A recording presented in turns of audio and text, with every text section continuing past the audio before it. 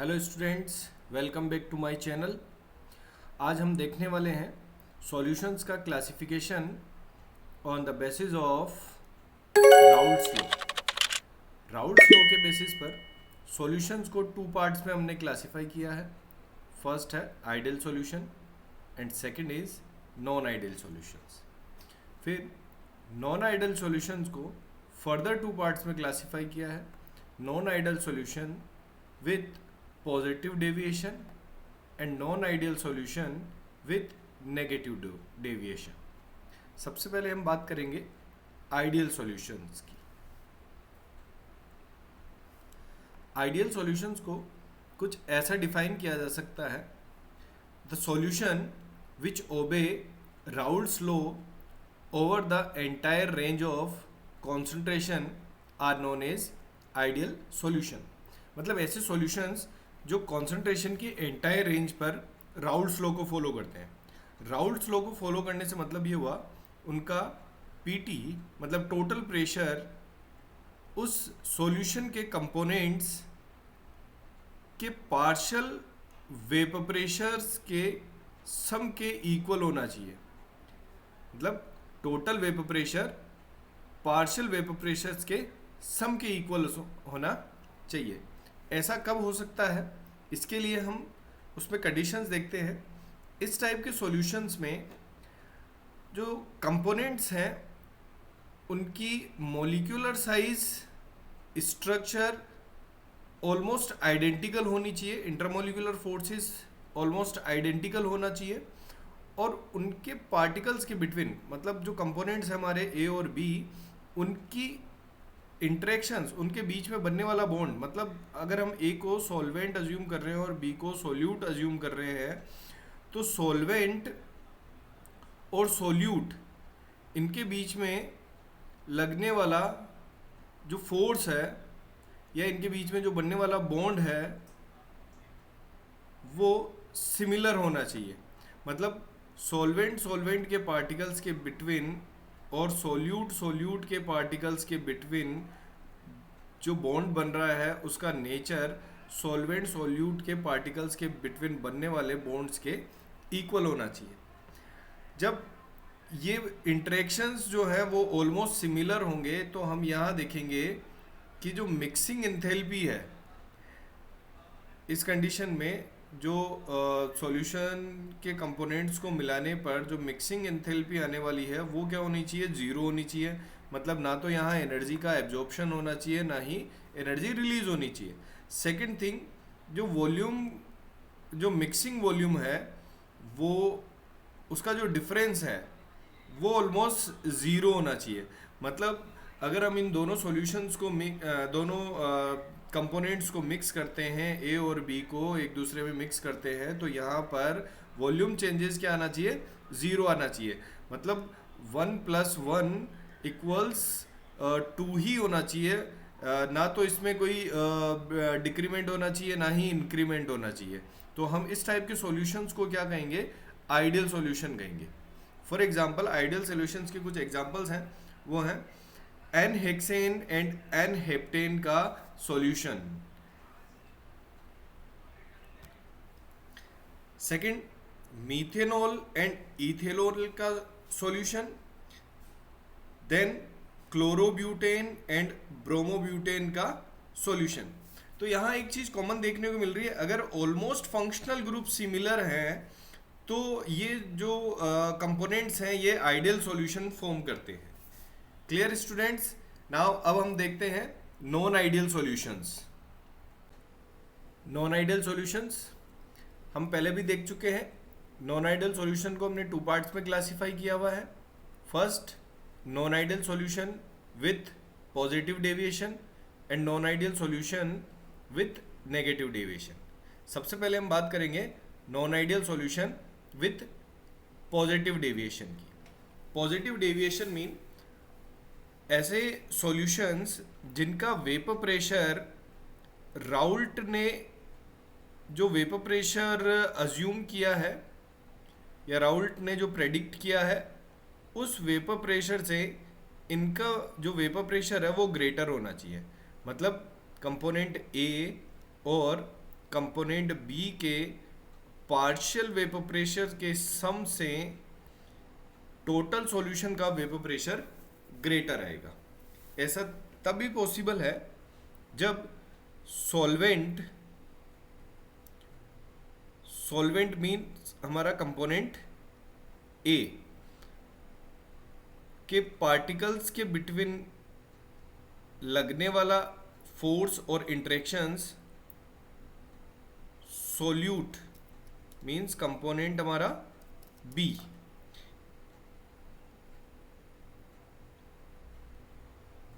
Solute के particles के between लगने वाला जो फोर्स है वो इन दोनों के मिक्सचर्स में कंपोनेंट्स ए और बी के बिटवीन बनने वाले बॉन्ड से स्ट्रोंगर हो, मतलब इन दोनों के इंडिविजुअली स्ट्रोंगर है, या हम ये कह सकते हैं कि सॉल्यूशन बनने के बाद जो इनके बीच में ये जो बॉन्ड बन रहा है ए और बी के बीच में, ये कैसा होना चाहिए, बिल्कुल वीकर होना चाहिए। इस वीक बॉन्ड को हम डॉटेड लाइन से शो कर देते हैं कि ये जो बॉन्ड है ये कैसा है, बिल्कुल वीक है। मतलब जब भी हम इसको वेपराइज करेंगे या हीट करेंगे तो ये जो बॉन्ड है ये इजीली ब्रेक हो जाएगा, और इजीली ब्रेक हो जाएगा तो वेपर्स ज़्यादा बनेगी। अब पॉजिटिव डेविएशन सॉल्यूशन के लिए हमारे पास कुछ कंडीशंस हैं जिनके बारे में डिस्कस करते हैं। फर्स्ट कंडीशन तो जो यहाँ मिक्सिंग एंथैल्पी होगी,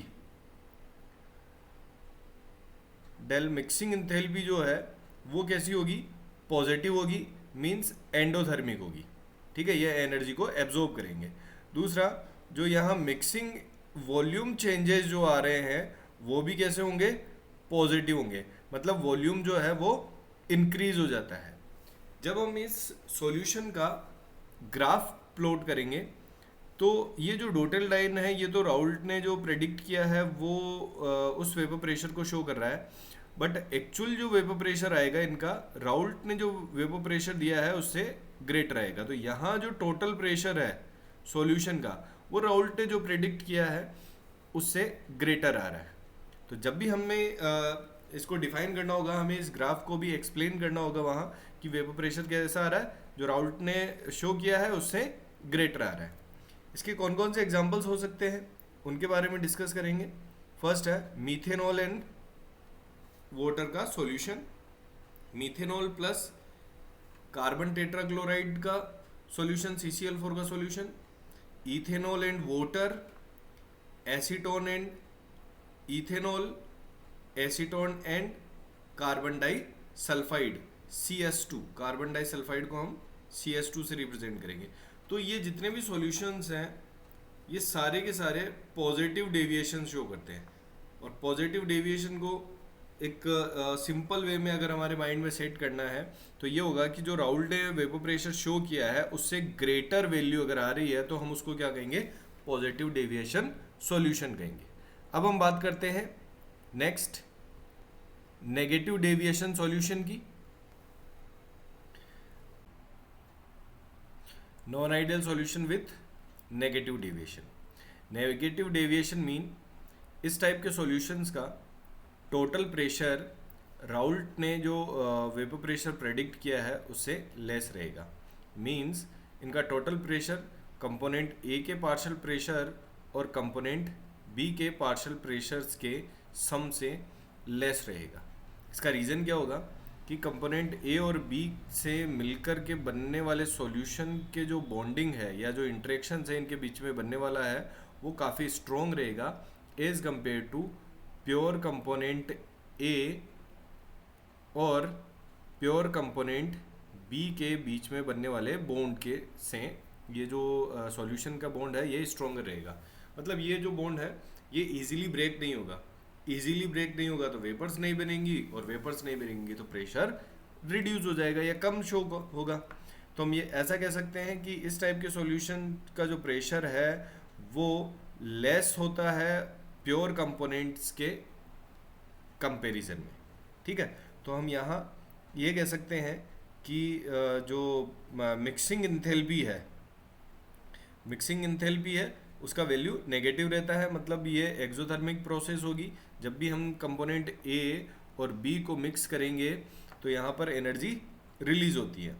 second thing, mixing volume changes, ये भी कैसे रहने वाले हैं, नेगेटिव रहने वाले हैं। मतलब जब भी हम इन दोनों को मिक्स करेंगे तो टोटल वॉल्यूम जो है वो डिक्रीज होगा। इसको हम ग्राफ से भी एक्सप्लेन कर सकते हैं।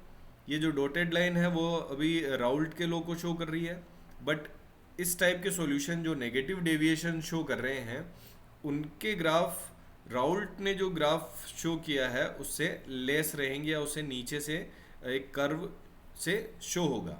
ठीक है, इसका रीज़न क्या है कि यहाँ पर वेपर्स जो है वो कम बन रही है जैसा कि राउल्ट ने अज्यूम किया है। एग्जाम्पल्स क्या क्या हो सकते हैं इसके? फर्स्ट है क्लोरोफॉर्म और एसीटोन का mixture. Second, water and HCl या हाइड्रोक्लोरिक एसिड का solution. Acetone and aniline, methanol and acetic acid, chloroform and benzene. तो जहाँ भी किसी टाइप का कोई इंट्रामोलिकुलर फोर्सेस वहाँ लग रहे हैं या कोई वीक बॉन्डिंग हो रही है तो वो नेगेटिव डेविएशन शो करते हैं। जैसे यहाँ पर डाइपोल डाइपोल इंटरेक्शंस लग रहा है, यहाँ पे हाइड्रोजन बॉन्डिंग हो गई, यहाँ हाइड्रोजन बॉन्डिंग हो गई, यहाँ हाइड्रोजन बॉन्डिंग हो गई। ठीक है, तो ये सॉल्यूशन जो है ये सारे कैसे होंगे, नेगेटिव डेविएशन शो करेंगे। राउल्ट ने जैसा प्रेडिक्ट किया या राउल्ट ने जैसा बताया उसके कंपैरिजन में इनके जो एक्चुअल प्रेशर है, वेपर प्रेशर है, वो कम आ रहे हैं। अब हम बात करेंगे कुछ ऐसे सॉल्यूशंस की जो वेपर फेज और लिक्विड फेज में सेम कंपोजिशन शो करते हैं, और इस टाइप के सॉल्यूशंस को कहा जाता है azeotropes.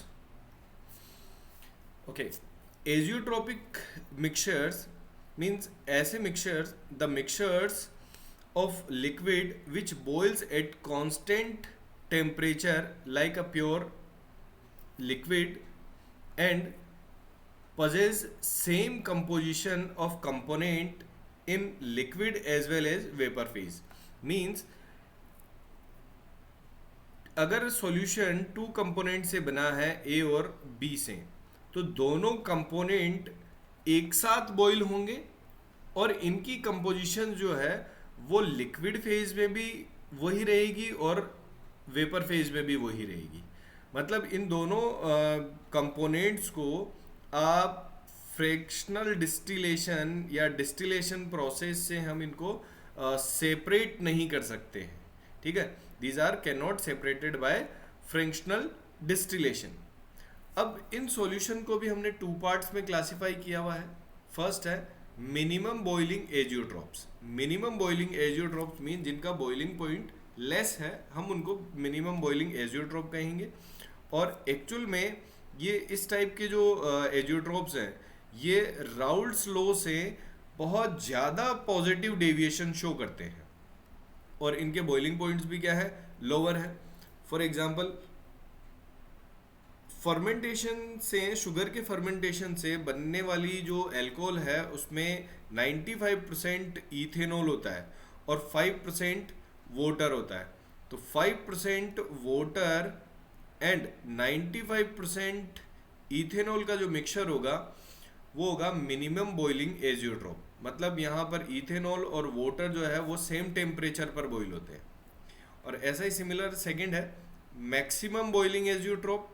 Maximum boiling azeotrope means इनका जो बॉइलिंग पॉइंट है वो हायर रहेगा प्योर कंपोनेंट के कंपैरिजन में, और ये राउल्ट्स लॉ से नेगेटिव डेविएशन शो करते हैं। जैसे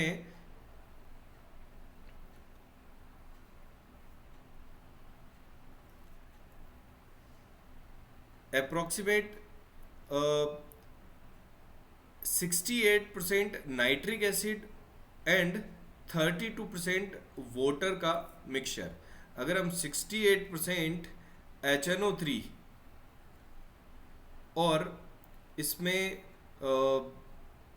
32% वाटर को ऐड करते हैं तो यहाँ जो सॉल्यूशन बनेगा उसमें HNO3 और वाटर सेम टेम्परेचर पर बॉईल होंगे और इनको भी फ्रैक्शनल डिस्टिलेशन से हम सेपरेट नहीं कर पाएंगे। तो जब भी ओसवाल्ड प्रोसेस से नाइट्रिक एसिड फॉर्म किया जाता है तो उसमें ऑलरेडी कंपोजिशन क्या रहती है, उसमें 68% HNO3 होता है और 32% वाटर होता है। Clear students? आज के वीडियो में इतना ही। Thank you for watching this video.